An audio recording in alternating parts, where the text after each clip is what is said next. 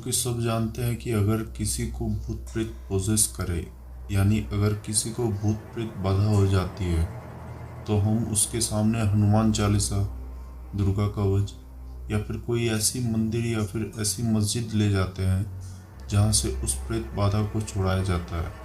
लेकिन मैं अगर कहूँ कि क्या ऐसा कोई प्रेत है जो कि आपको इस सब जगह में भी दिख सकता है, या फिर इन सब जगह से भी उस प्रेत को कोई फर्क नहीं पड़ता, तो आप कहाँ जाएंगे या फिर आप क्या करेंगे? और अगर मैं कहूँ कि क्या कोई प्रेत हनुमान चालीसा को भी अपने मुंह से बोलकर पढ़ सकता है, क्या आप ये बात पर विश्वास करेंगे? नहीं ना। लेकिन बात सच है। तो इस प्रेत और आज की कहानी के बारे में हम आपको आगे बताएंगे, तो इस कहानी में हमारे साथ जुड़े रहे। लेकिन उससे पहले हमारे चैनल का इंट्रोडक्शन। तो हेलो दोस्तों, मैं हूं समीर और आप सुन रहे हैं समीर की कहानियां।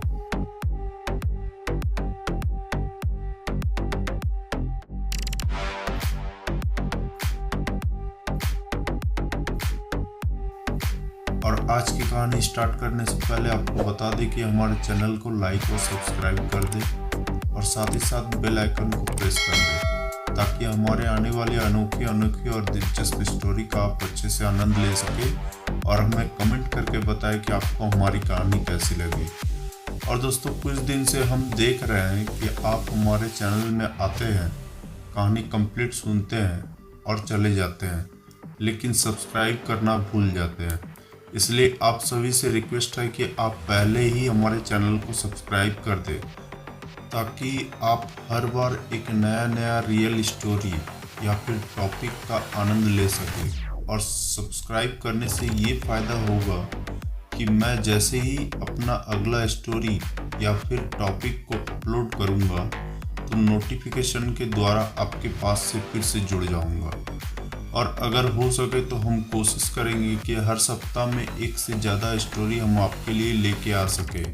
और दोस्तों, हमारी ये कहानी अगर आपको अच्छी लगे तो नीचे डिस्क्रिप्शन में हमने हमारे चैनल का कुछ और भी कहानी का लिंक दिया है, तो प्लीज़ अगर समय मिले तो एक बार उन सब कहानी को भी ज़रूर सुनें।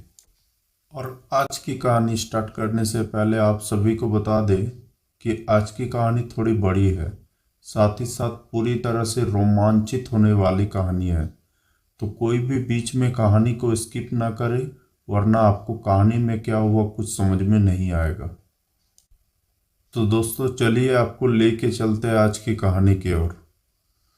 तो दोस्तों, हमने आपको आगे बताया था कि क्या कोई ऐसा प्रेत है जो कि हनुमान चालीसा भी पढ़ सकता है और उसको हनुमान चालीसा या फिर दुर्गा कवच से भी कोई फर्क नहीं पड़ता है। तो मैं ये बात आपसे क्यों कह रहा हूँ, क्योंकि जब हमने भी इस बात का कुछ रिसर्च किया तो हमें भी ये बात पता चला कि ये प्रेत ऐसा कैसे कर पाते हैं। तो चलिए आज हम आपको इस प्रेत के बारे में विस्तार से बताते हैं। तो होता ये है कि प्रेत योनि में बहुत सारे प्रेत हैं, जिसका अलग अलग तरीके से चिन्हित किया जाता है, लेकिन ऐसा कोई प्रेत नहीं है जो कि ये हनुमान चालीसा को भी पढ़ सके। लेकिन आज जिस प्रेत के बारे में आपको बता रहे हैं, उस प्रेत का नाम है मुंजा। और मुंजा कौन बनते हैं या फिर कैसे बनते हैं, तो बात यह है कि जिस किसी भी ब्राह्मण का बच्चा 12 साल से पहले जो यज्ञ पवित्र संस्कार या फिर जो उसका मुंडन संस्कार यानी जनेऊ संस्कार होता है, और वो बच्चा उस जनेऊ संस्कार से पहले अगर वो मर जाता है बिना किसी कारण के, तो वो मुंजा बनता है। और आपको बता दे कि मुंडन शब्द से ही मुंजा शब्द का उत्पन्न हुआ है। और पहली बात तो ये है कि मुंजा ब्राह्मण होते हैं, और दूसरी बात ये कि मुंजा एक बच्चे का स्वरूप होता है, जिसके कारण से दैविक शक्तियों का प्रभाव भी इस पर नहीं हो पाता है। और इसी कारण से हनुमान चालीसा को भी ये पढ़ सकते हैं, और जिसके कारण से ये जिस पर चिढ़ जाए तो ये उसके 7 कुलों तक परेशान कर देते हैं। लेकिन ये बात भी सच है कि मुंजा किसी के शरीर में प्रवेश नहीं करते हैं, जैसा कि और कोई प्रेत किसी के शरीर के माध्यम से अपना खेल दिखाते हैं। ये मुंजा ऐसा नहीं करते हैं, बल्कि ये तो आप सभी के सामने अपना ऐसा ऐसा खेल दिखा दे कि आपके शरीर से खून के साथ साथ हड्डी तक सूख जाए, क्योंकि ये दूसरे प्रेत से भी बहुत ज़्यादा शक्तिशाली होते हैं। लेकिन ये बात भी सच है कि इसको कोई तांत्रिक सिद्ध नहीं कर सकता है। लेकिन फिर भी अगर कोई अघोरी या तांत्रिक इसे सिद्ध कर ले तो वो इसे मनचाहे काम करवा सकता है, जिससे कि वो इसे किसी के लिए मुंजा को सिद्ध करके उस व्यक्ति को परेशान कर सके। लेकिन एक बात है, चूंकि मुंजा एक बच्चे का स्वरूप होता है और बच्चे का मन जैसे चंचल होता है, जैसा कि हम देखते हैं कि एक बच्चा अगर किसी भी चीज के लिए जिद पे अड़ जाए तो वो चीज बिना लिए नहीं मानता है, या फिर शायद उस बच्चे को प्यार से मनाया जाए तो हो सकता है कि वो बच्चा मान जाए। ठीक वैसे ही एक मुंजा भी होता है, अगर वो जिद पे अड़ जाए तो वो आपके पूरे कुल का नाश कर देगा। लेकिन अगर उससे किसी बात के लिए माफ़ी मांग ले तो हो सकता है कि वो आपको माफ़ कर दे। तो चलिए दोस्तों, चलते हैं आज की कहानी की तरफ। और आज की कहानी वीर की है, लेकिन इनके पिताजी के साथ बीती हुई घटना है, जो कि राजस्थान में प्रतापगढ़ के रहने वाले हैं। और आपको बता दें कि वीर राज रजवाड़ा घराने से बिलोंग करते हैं। और वीर का जब जन्म भी नहीं हुआ था तभी उसके दादाजी यानी राम प्रकाश एक्सपायर कर चुके थे। और अभी वीर के साथ उनकी दादी, पिताजी प्रताप, माता पूर्णिमा और एक छोटा भाई जिसका नाम राज है। लेकिन ये बात उस समय की है जब वीर के पिताजी यानी प्रताप की शादी भी नहीं हुआ था और प्रताप बहुत ही छोटे थे। तो प्रताप के पिताजी राम प्रकाश, जो कि राजघराने से थे, तो पैसा धन दौलत की कोई कमी नहीं थी। साथ ही साथ राम प्रकाश बहुत ही रंगीन मिजाज के थे। आगे और नहीं बता सकता हूँ, बस आप शब्द से समझ जाइए। तो उस समय होता ये था कि राम प्रकाश जिन जिन को भी पैसे का जरूरत होता था, ये उन्हें उधारी के तौर पे पैसे दिया करते थे। तो एक बार हुआ ये कि एक ब्राह्मण परिवार से एक आदमी जिसका नाम सुखी था, वो राम प्रकाश के पास आया और अपने खेत इस साल ज़्यादा उपजाऊ करने के लिए कुछ पैसे की उधारी की मांग करने लगा। सुखी ने कहा, राम प्रकाश जी, मुझे 1,000 रुपये चाहिए, जिससे मैं इस साल अच्छी खेती करना चाहता हूँ और मैं इस साल के अंत में ही आपको सारे पैसा लौटा दूंगा। साथ ही साथ आपको 5 बोरी अनाज सूद के तौर पे दूंगा। तो ये बात सुनकर राम प्रकाश ने कहा, मैं अनाज का क्या करूँगा, मुझे तो पैसे चाहिए और मैं अनाज नहीं लूँगा, बल्कि मैं 1,000 रुपये के साथ साथ 50 रुपये सूद के तौर पे लूँगा। बोलो मंजूर है? तो सुखी ने कहा, ठीक है, मैं जब सारे अनाज बेच लूँगा तो सूद के तौर पे आपको 50 रुपये भी दूंगा। तो ये बात सुनकर राम प्रकाश ने उसे 1,000 रुपये दे दिए और सुखी उसे लेके अपने घर आ गया। वो उस पैसे से इस साल उसने बहुत सारे अनाज के बीज खरीदे और उन बीज को ले जाके अपने खेत के चारों तरफ गाड़ दिए। फिर अपने घर लौट गए। वो जैसे ही घर पहुंचे तो सुखी का बेटा, जो कि 8 साल का था, वो भागे भागे आके अपने पिता से यानी सुखी से लिपट गया। तो सुखी भी उसे प्यार से अपने गोदी में उठा लिया। तो सुखी का बेटा कहने लगा, पिताजी आप कहाँ चले गए थे? मैं सवेरे से आपको ढूंढ रहा हूँ। तो सुखी ने कहा, बेटा मैं खेतों में काम से गया हुआ था। कि तभी अंदर से सुखी की पत्नी बाहर आई। तो सुखी ने कहा, काम हो गया और इस बार हम अच्छी फसल उगाएंगे। तो सुखी की पत्नी ने कहा, अच्छा ठीक है, पहले जाके मुंह हाथ धो लीजिए, तब तक मैं खाना लगा देती हूँ। तो सुखी अपने बेटे को नीचे उतार के हाथ पैर धोने के लिए चला गया। फिर वहाँ से आके खाना खाया और फिर सो गया।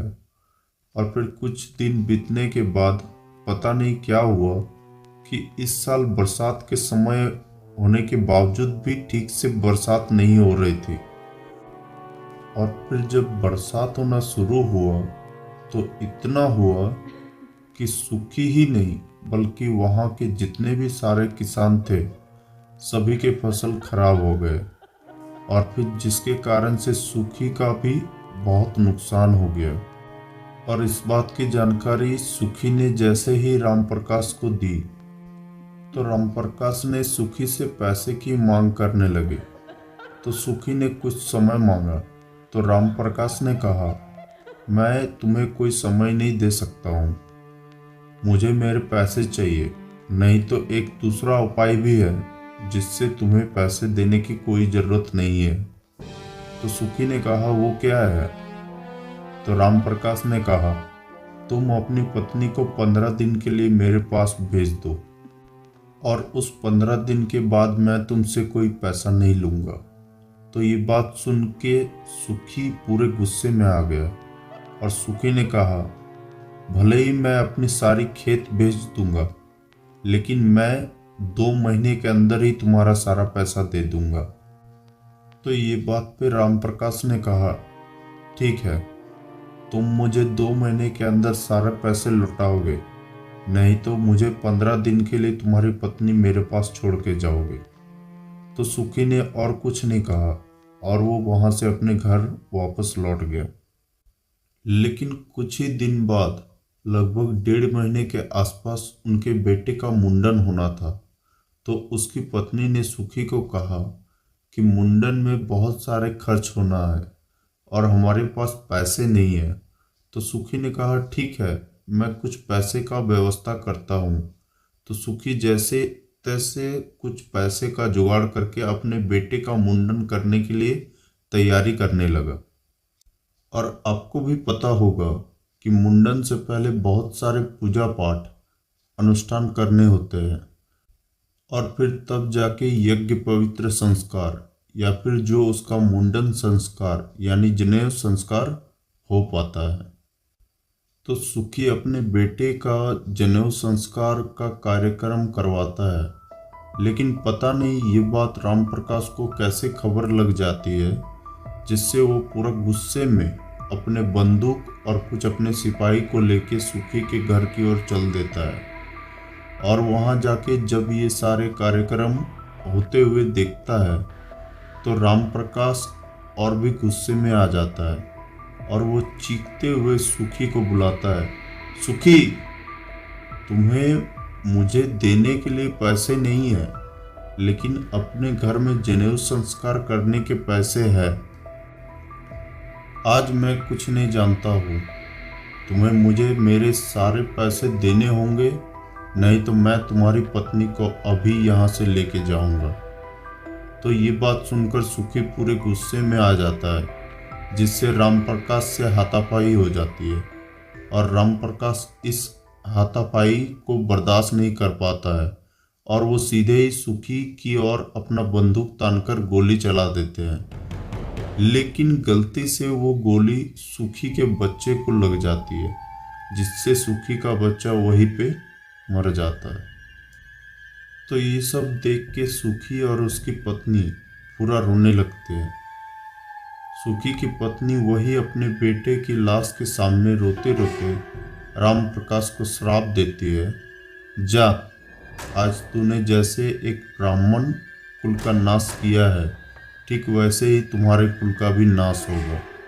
तो ये बात सुनकर राम प्रकाश भी डर जाता है, लेकिन कुछ दिन बीतने के बाद वो इस बात को भूल जाते हैं और उधर सुखी भी इस सदमे को बर्दाश्त नहीं कर पाता है और वो भी कुछ दिन बाद बीमार होने के कारण से चल बसते हैं और इधर जब कुछ दिन बीत जाता है तो एक दिन रात के समय में राम प्रकाश अपने महल में घूम रहा होता है कि तभी एक बच्चा उसे अपने आगे आगे दौड़ते हुए दिखाई देते हैं।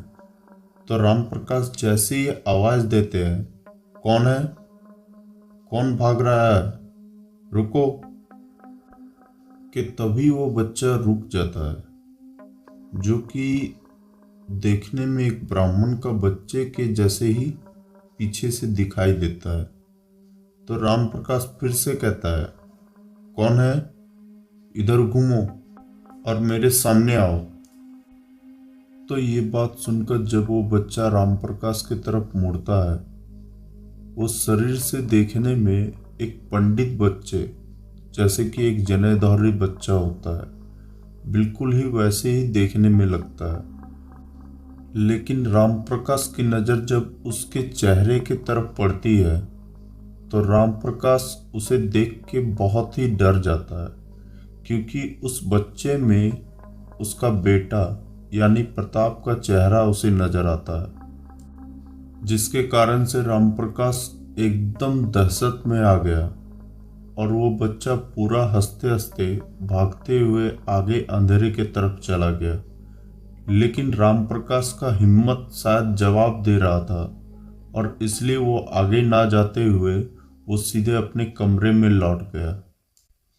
लेकिन वो अपने कमरे में आने के बाद वो पूरा सोचने लगा कि अचानक उसे ध्यान आया कि ये जो मैंने आज देखा ये कहीं ना कहीं उस श्राप का असर है जो कि सुखी की पत्नी ने हमें दिया था।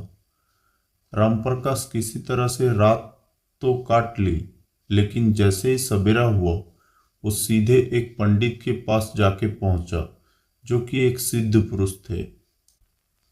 तो उन्होंने राम प्रकाश से कहा, राम प्रकाश, तुम्हारे पीछे जो बच्चा पड़ा है वो एक मुंजा है और उस ब्राह्मण की पत्नी ने जो तुम्हें श्राप दिया है ये उसी का असर है। और ये श्राप इतना असरदार इसलिए है क्योंकि जब सुखी की पत्नी राम प्रकाश को श्राप दे रही थी तो ठीक उसके सामने सुखी का बेटा का लाश पड़ा हुआ था और ये श्राप उसके कानों तक भी गई, जिसके कारण से उसका बेटा ही मुंजा बनकर तुम्हारे पीछे पड़ा हुआ है। तो इस बात पे राम प्रकाश ने कहा, गुरुजी, मैं अभी क्या करूं, मुझसे बहुत बड़ी गलती हो गई है। तो उस गुरुजी ने कहा, देखो, ये जो मुंजा होते हैं ये बालक स्वरूप होते हैं और हम ये जानते हैं कि स्वयं भगवान भी बालक स्वरूप को पसंद करते हैं, इसलिए मुंजा को भगवान से भी कोई डर नहीं होता है और ना ही कोई भी देवी देवता इनको कुछ कर सकते हैं। इसलिए मेरी अगर राय लोगे तो मैं तो कहूँगा कि तुम्हें जाके सुखी और उसकी पत्नी से माफ़ी मांग लेनी चाहिए। तभी राम प्रकाश कहता है, गुरुजी, सुखी तो उस सदमे से मर चुका है। तो गुरुजी ने कहा, सुखी नहीं है तो क्या हुआ, तुम उसकी पत्नी से आज ही जाके माफ़ी मांग लो, तो होगा ये कि इस श्राप का असर तो खत्म नहीं होगा लेकिन थोड़ा कम तो जरूर हो जाएगा। तो इस बात पे राम प्रकाश गुरुजी का आशीर्वाद लेते हुए अपने घर की ओर चल दिए।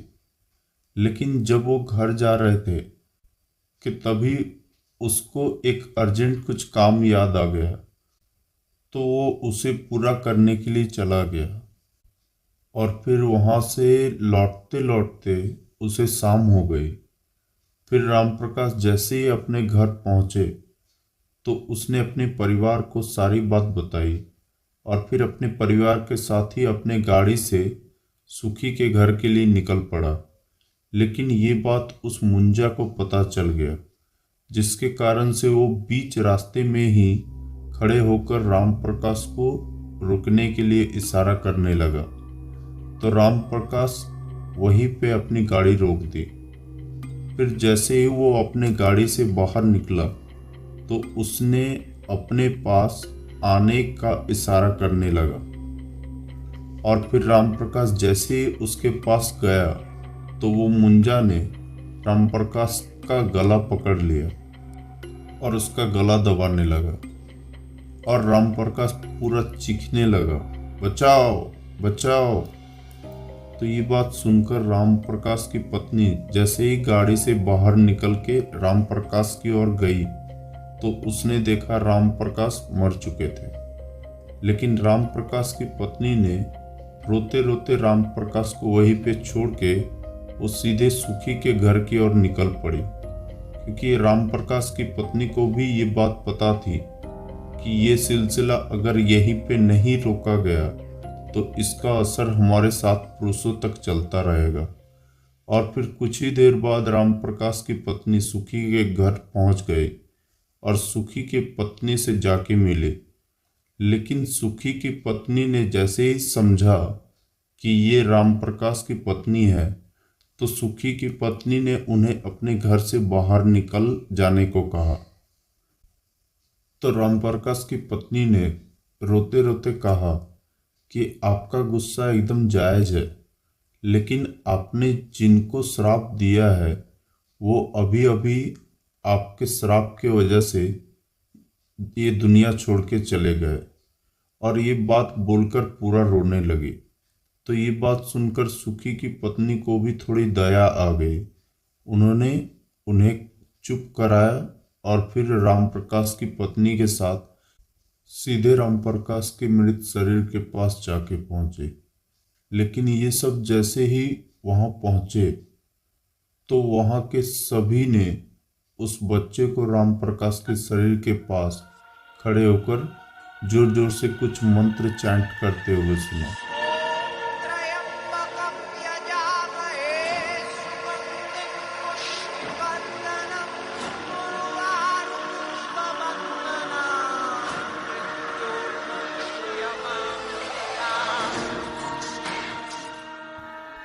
कि तभी सुखी की पत्नी ने उसे आवाज दी, बेटा छोड़ दे इनके परिवार को, और फिर जिसने गलती की थी तूने उससे सजा दे दी है, लेकिन इनके आने वाली पीढ़ी को सजा मत दे बेटा। तो मुंजा पूरा रोने लगा और जैसे उसकी माँ की बात वो पूरी तरह से समझ पा रहा था, फिर वो धीरे धीरे अपने माँ के पास आ गया और अपने माँ के गले लग गया। फिर लगा जैसे उस मुंजा की आत्मा एकदम से तृप्त हो गई है। फिर वो हंसते हंसते हवाओं के साथ पता नहीं एकदम से गायब हो गए। और तब से आज तक राम प्रकाश के परिवार यानी उनकी पत्नी या उनका बेटा प्रताप और पोता यानी वीर कभी किसी को नजर नहीं आया। तो दोस्तों, आज की कहानी से हमें ये सीख मिलती है कि कभी भी हमें किसी भी मजबूर आदमी का फायदा नहीं उठाना चाहिए, क्योंकि मजबूर आदमी को सताने से उसका फल स्वरूप आपको भी एक ना एक दिन उसका भुगतान करना ही होगा। तो दोस्तों, आपको हमारी आज की कहानी कैसी लगी प्लीज़ कमेंट करके बताएं और हमारी कहानी को शेयर करें, ताकि आपके जैसे जो भी ऐसी रियल स्टोरी और हॉरर टॉपिक सुनना पसंद करते हैं तो ये स्टोरी उनके पास तक भी पहुंच सके। और जो भी हमारे चैनल में नए हैं वो हमारे चैनल को लाइक और सब्सक्राइब कर दे, साथ ही साथ बेल आइकन को प्रेस कर दे, ताकि हमारी अगली हॉरर स्टोरी, रियल टॉपिक, दुनिया के अनसुलझे रहस्य और रोचक बातें और कई सारी ऐसी जानकारी जिसके बारे में शायद बहुत कुछ आपको भी पता नहीं है, और ये सारी जानकारी हम नोटिफिकेशन के द्वारा आप तक पहुंचा सके, इसके लिए हमारा पूरा सपोर्ट करें। और एक बात, हम आपके सपोर्ट से ही हम अपने चैनल को आगे बढ़ा पाएंगे, इसलिए हमारा पूरी तरह से सपोर्ट करें। और हम आपको बात देते हैं कि अगर आपका साथ ऐसे ही रहा तो हम आपके लिए इससे भी अच्छी और नई नई खास और रोचक जानकारी आपके लिए हमेशा से लेके आएंगे। तो दोस्तों, आज के लिए धन्यवाद।